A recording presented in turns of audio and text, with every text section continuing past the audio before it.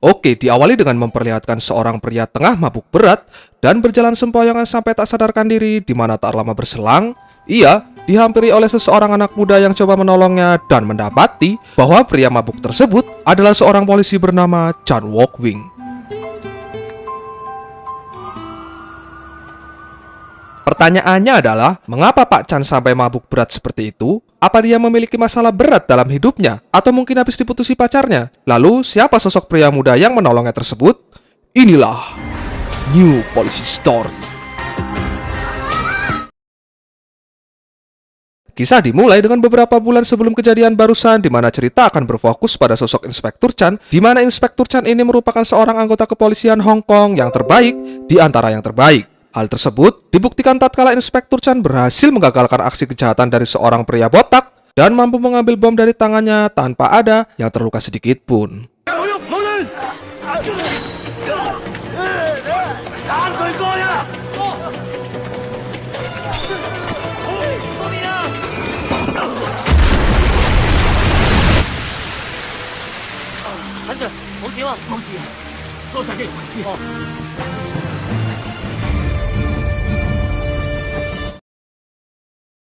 Atas kejadian semalam, Chan pun mengumpulkan seluruh anggota timnya untuk kemudian diberi pengarahan agar lebih sigap dalam menangani suatu kasus ke depannya nanti.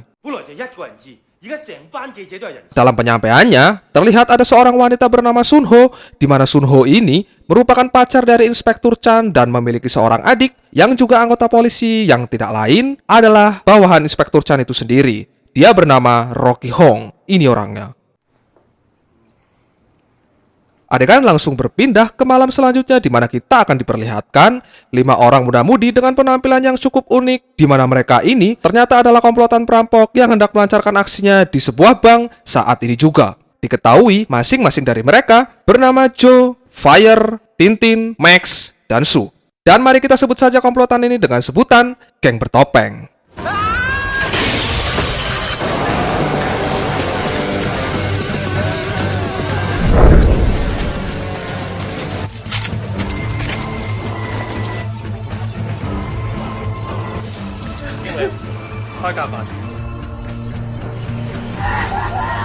Yang menarik adalah ketika mereka berhasil mengambil semua uangnya, geng topeng justru menyuruh sandranya untuk menghubungi polisi, di mana tujuan geng tersebut melakukannya adalah untuk menghabisi seluruh anggota polisi karena faktanya geng topeng sangat membenci polisi, terutama dari sang pemimpin, yaitu si Joe.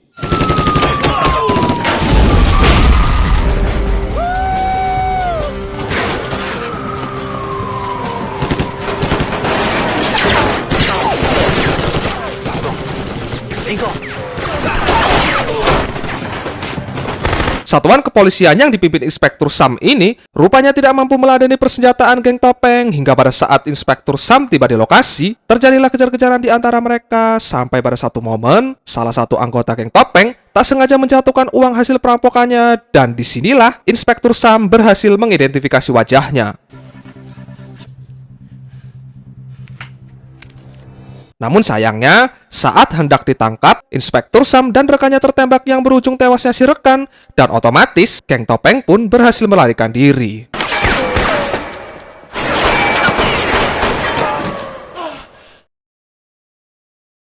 Jika melihat dari senjata dan cara bertempur mereka, nampaknya mereka bukan dari kalangan perampok biasa, karena sejatinya perampok biasa tidak akan berani melakukan hal senekat itu dengan menantang para anggota kepolisian. Dan dari semua kejadian ini, menimbulkan pertanyaan di benak kita tentang apa sih yang melatar belakangi mereka hingga membenci seorang polisi? Karena tidak mungkin dong jika tidak ada sebab tiba-tiba bisa membenci. Daripada kebanyakan bertanya, mending kita lanjut saja. Masih di tempat yang sama dan masih dalam kondisi yang santai, tiba-tiba mereka mendengar sebuah berita di televisi yang memperlihatkan Inspektur Chan siap mengambil alih kasus perampokan mereka dan dengan sangat optimis akan menangkap geng topeng dalam waktu 3 jam ke depan. Di mana ungkapan Inspektur Chan tersebut memancing hasrat keberanian geng topeng untuk meladeni perlawanannya, dan mereka pun juga sangat optimis bisa menaklukkan Inspektur Chan beserta anak buahnya.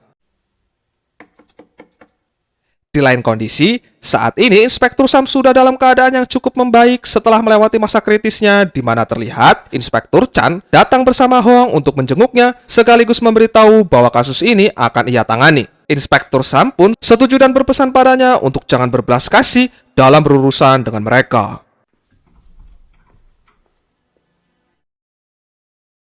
Singkat cerita, esok pun tiba. Melalui beberapa informasi dari pihak informan, Chan pun bergerak dengan seluruh anggota timnya yang berjumlah 9 orang, di mana mereka mulai menelusuri markas dari geng topeng untuk bisa menangkap kelima orang tersebut.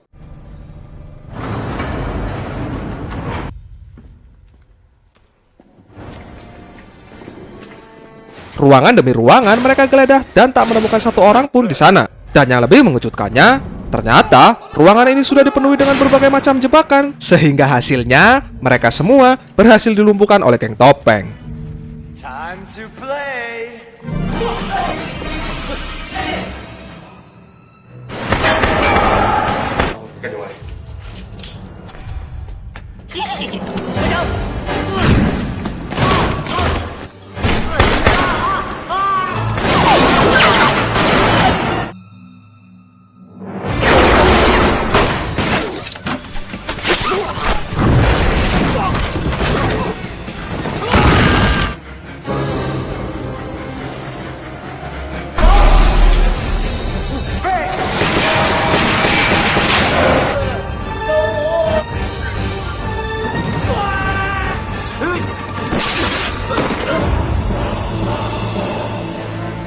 Ya, dari aksi yang terjadi barusan, hanya menyisakan Inspektur Chan seorang, di mana terlihat seluruh anak buahnya dibuat tergantung dan kekejaman yang sesungguhnya baru akan dimulai setelah ini. Di sini, para geng topeng mengadakan sebuah permainan yang melibatkan Inspektur Chan sebagai pemainnya, di mana jika Inspektur Chan kalah dalam beberapa permainan yang diajukan geng topeng, maka konsekuensi yang harus diterima Inspektur Chan adalah ia harus menyaksikan satu persatu anggotanya mati di tangan mereka, dan itu adalah drill psikopat.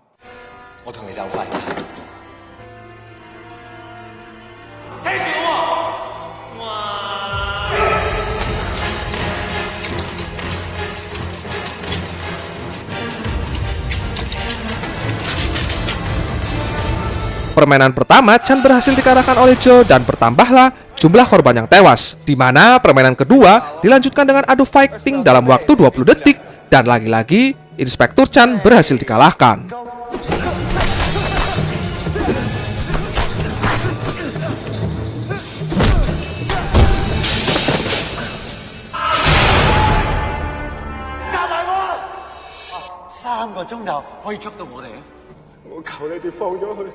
Di pertarungan ketiga, sebenarnya Inspektur Chan mampu memenangkan permainan ini, tapi sialnya, waktu yang dilewatkan sudah lebih dari 20 detik, dan karena alasan tersebut, Inspektur Chan tetap dianggap kalah, dan itu benar-benar sangat menganjingkan. Alhasil, Inspektur Chan pun naik pitam dan menembaki mereka semua dengan membabi buta, di mana sayangnya, tembakan yang diarahkan ke mereka, tak satu peluru pun berhasil mengenai tubuh mereka.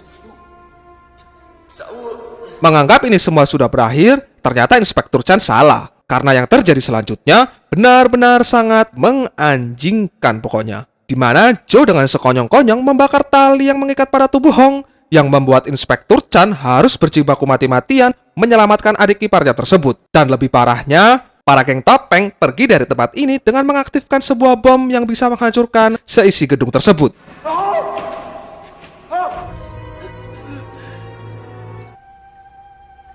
Meski semua anggotanya sudah mati, Inspektur Chan tetap berusaha membawa mayatnya keluar, dan lewat perjuangan yang begitu keras, ia pun berhasil membawanya keluar. Inilah baru drill polisi.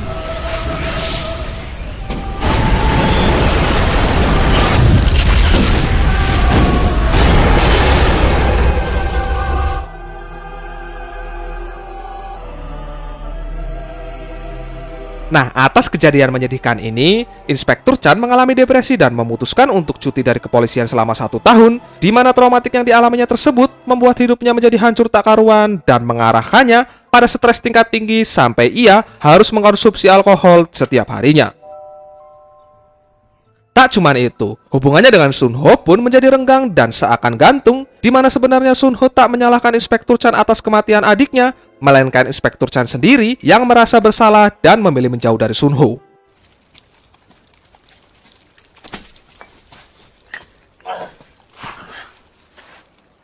Dan sampailah kita di adegan awal film tadi yang memperlihatkan Inspektur Chan bertemu dengan si pemuda, di mana pria yang diketahui bernama Frank ini memanglah ingin menolongnya dan membawa Chan yang dalam keadaan mabuk tersebut kembali ke rumahnya.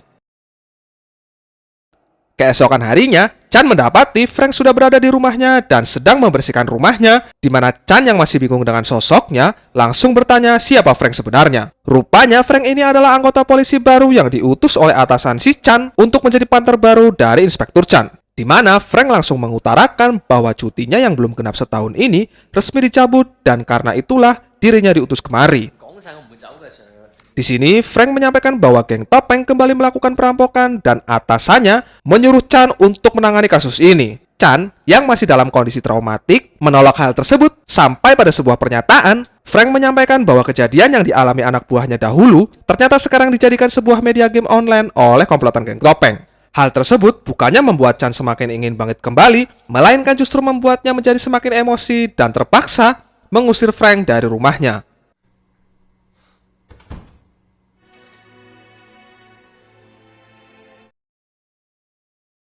Singkat cerita, malam pun tiba. Inspektur Chan kembali mendapatkan sebuah telepon dari Frank yang mengabarkan bahwa pacarnya dalam keadaan yang tidak baik-baik saja. Chan diminta untuk datang kemari dan melihat keadaannya. Tetapi rupanya itu semua hanyalah kebohongan semata dari Frank karena ternyata saat ini Sunho tengah berulang tahun dan Frank berusaha membawa Chan kemari agar ia bisa mengingat hal tersebut dan Chan bisa merayakannya dengan Sunho. Tak cuman itu, Frank bahkan berpura-pura bahwa Chan lah yang menyuruhnya membeli kue tersebut agar Chan tidak dianggap lupa akan hari ulang tahun pacarnya sendiri. Bingung kan kalian? Kenapa Frank bisa setahu itu dan sepeduli itu kepada Chan? Sabar, semua ini ada jawabannya nanti. Happy birthday, happy birthday, happy birthday to you.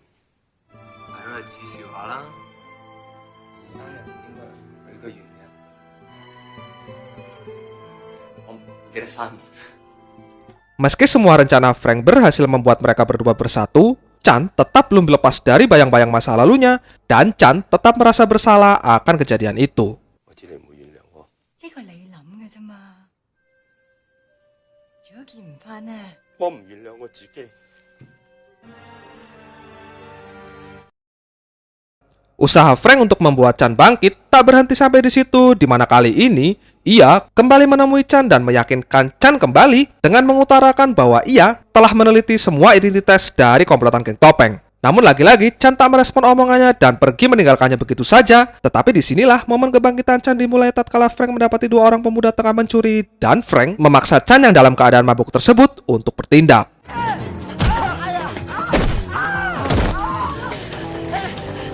喂，你警察嚟㗎，你警察嚟㗎。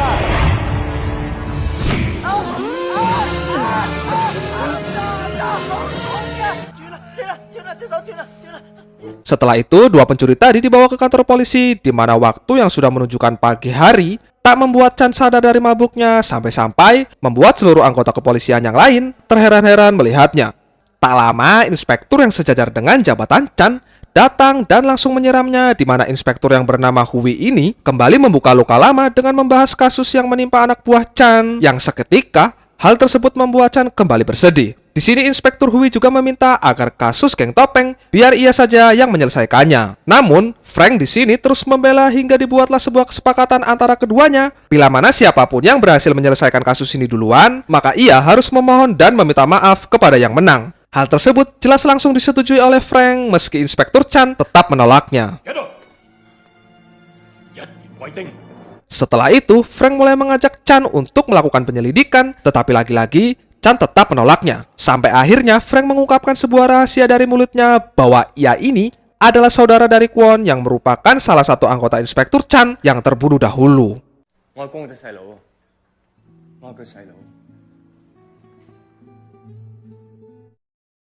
Bergeser sementara dari kehidupan Inspektur Chan sebentar, kita akan diperlihatkan kilas balik dari momen kejadian pentolan geng topeng yaitu Shijo, di mana ternyata alasan dirinya membenci seorang polisi adalah karena ayahnya sendiri yang seorang polisi, yang mana ayahnya ini sering memukulnya dan menganggap dirinya sampah karena ia sering menghambur-hamburkan uang dan tak pernah memikirkan masa depannya.